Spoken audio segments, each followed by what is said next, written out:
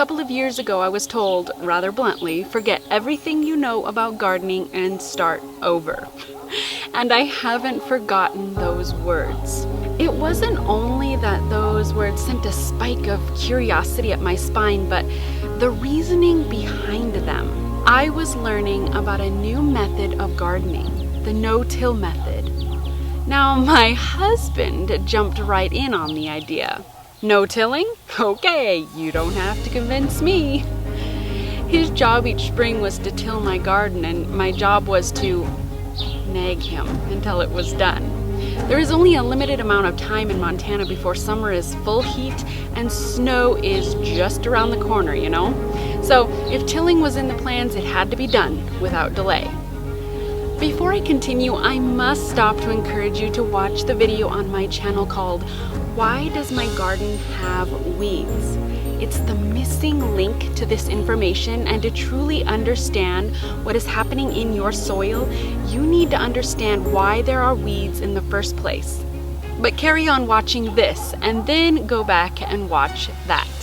Our exactly 90 days, 7 hours, 5 minutes, and 32 seconds of summer makes for a fast and furious few months of planting, tending, harvesting, canning, and falling in a heap because we have had to check off a complete list of summer to-do lists that most people have a luxury of finishing in 6+ months.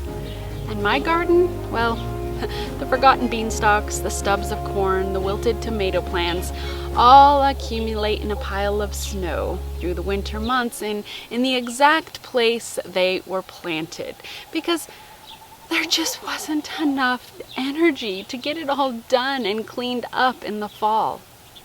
So boy, was it music to my ears when I heard, that's okay, in fact it's great, because the roots are adding organic matter to the soil and are also helping break it up and will make great mulch when you cut off their tops in the spring. It didn't take much convincing to adopt this new method. I mean, no tilling and not feeling guilty at the end of the garden year for not getting it cleaned up? I'm in.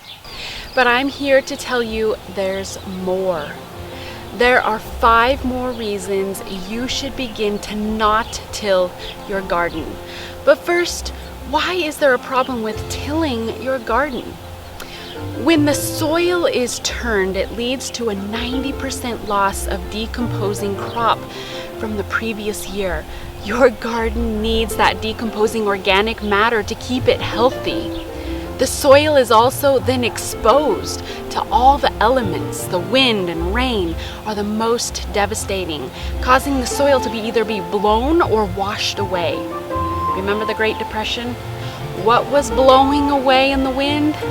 Not only was there terrible drought, but the topsoil was being blown away as well. Although there is one benefit to tilling, disrupting the life cycle of the weed, it is very labor intensive because most plots will need to be tilled several times before planting begins. Tilling also creates a hard pan just below the depth of the tiller that you don't want under your garden. And the entire underground environment for all the bugs and fungi is disrupted. You want to keep your worms happy, right? Then you better stop tilling. Does that convince you to begin to stop tilling your garden? Before we delve into the 5 reasons you should stop tilling your garden, what exactly is no-till gardening? Your goals with this method of gardening are as follows. You want to disturb your garden soil as little as possible. You also want to keep the soil completely covered with mulch. Not one speck of dirt should be seen if you were to fly over your garden plot in an airplane. That would be fun, wouldn't it? The key to mulching is using lots of mulch. It needs to be thick enough that the weed seeds cannot germinate and grow through the barrier. You may need as much as 8 to 10 inches of straw, leaves, or grass. Always be aware of where your mulch is coming from and how it was treated. If you layer your garden with chemical-laden straw or grass, you may end up hurting your soil more than helping. Using cardboard or newspaper in a no-till garden as a base layer will allow you to use less organic matter on top of the cardboard. You can also use cover crops for a no-till garden as a great way to cover your soil. Try to also not walk on the planting areas. Make paths to walk on in the garden area and use maybe like a board to stand on or kneel on as you're planting. This will keep the soil from becoming compacted. Implement companion planting by planting in communities. In each garden section, you can stack your plants by planting the tallest plants in the back and then stair-step down to the smallest plant.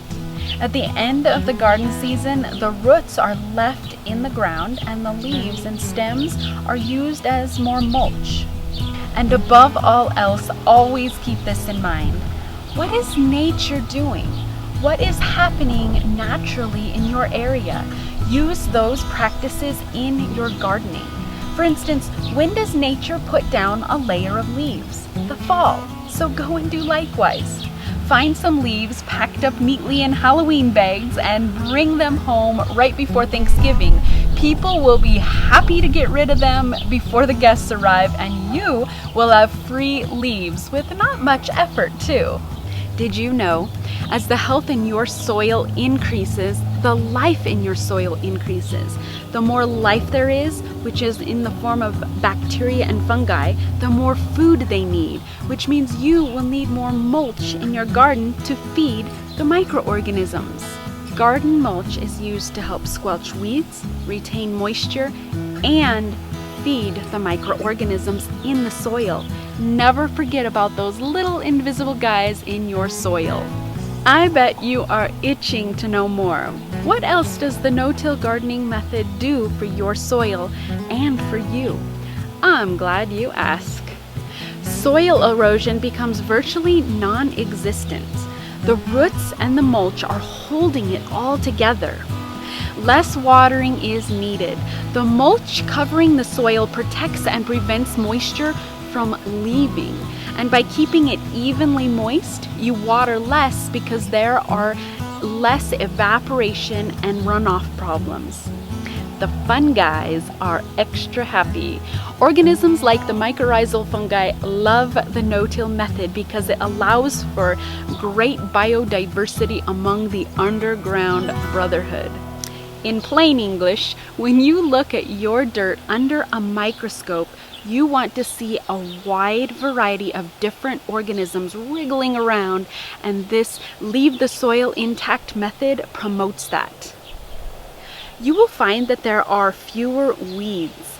Tilled bare soil is an open invitation for all weeds to come in and make a new home. It is the perfect environment for them to thrive, and it will be a continual battle between you and the dandelion.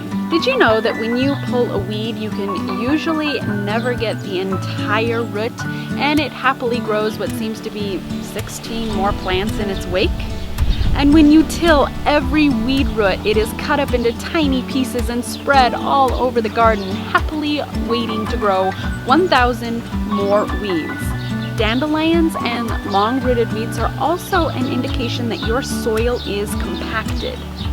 When your garden is given all the organic matter it needs and the fungi and worms are happily doing their jobs, the weeds move on to a more suitable environment. Weeds do not like the healthy soil that your veggies will thrive in. You benefit from less labor. Oh boy, I really like that one. I mean, I care about the fungi and all, but when the summer is cram-packed full of summer, who has time to pull weeds, continually water, and chase the nasty bugs away? No one. This, my friends, is the icing on the cake. After talking through all of this, I've convinced myself again that this no-till method is the absolute best for my garden. Are you convinced as well? It may be hard to hear forget everything you know about gardening and start over. But I'm telling you, you will be glad you did. And in those warm summer months, when the window is open and the breeze is slowly breathing the curtains back and forth, listen closely. You just may hear the delighted squeak of all the happy worms and fungi making your garden the best place to be and the very best it can be.